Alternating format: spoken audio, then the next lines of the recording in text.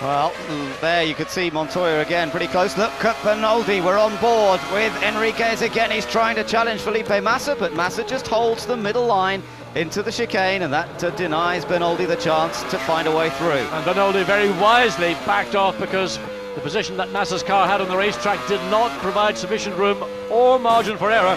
But you can see the Sauber leaping all over the place. A hard drive this afternoon for Felipe Massa, and all that pressure behind from Enrique Bernoldi. Great to watch though, isn't it? Watch that Sauber, it's sliding around there. Again, look, the back end steps out, he corrects it. And you watch on board with Bernoldi, everything looks very controlled and easy. He just drives through the corner without the same sort of grip problems. Here he goes, can he get alongside? Can he get along? No, but so late. Massa is very late in the brakes. Bernoldi very wisely lets him go. Again, you can see now he gets a good run. Now there's a block. Now if he does that more than once, Massa will be brought in. That is...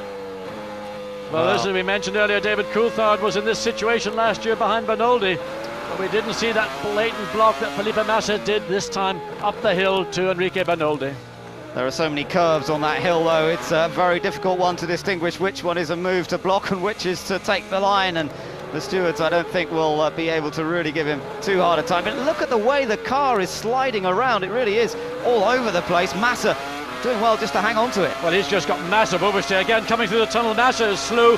Bernoldi wants to try and run him. He's just got to judge how he picks up speed through the tunnel. He gets, in my view, too close too soon to the rear of Felipe Massa's car in the tunnel, but of course then he's still left with the job of trying to get alongside, and Massa is being very, very aggressive in defending his position. And look how it's allowing everyone else to close back up. Heidfeld is behind Bernoldi in the other Sauber, then it's Olivier Panis, the Frenchman. Behind him is Mark Webber, the Australian, in the Minardi, a car that's not a particularly fancied runner, but he's doing well at the moment. Webber running in 14th position, and as I say, now on the tail of this battle. Look at this, here comes Bernoldi, he's got alongside, and surely this is the opportunity to get past. He does it, Felipe Massa, oh, and he's going to run into him. He's blown up. He's pushed him down the escape road. He's run into the back of Bernoldi, pushed him down the escape road, and Bernoldi will be fuming with that. What a shame, the move was made, and Massa braked too late.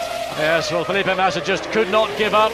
His rear tyres, the inside shoulder of the rear tyres on that Sauber are very, very heavily worn. That may be the problem that we've seen from the Brazilian driver, not being able to get grip traction in any of the corners. But that was just fundamentally just being too greedy. He was beaten into the corner. He refused to give up.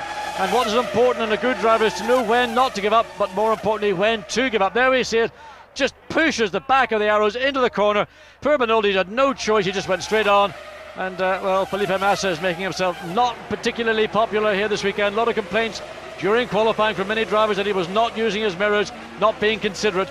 This time well beaten, but just well, somebody needs to talk to the young Brazilian Felipe Massa and say, cool it.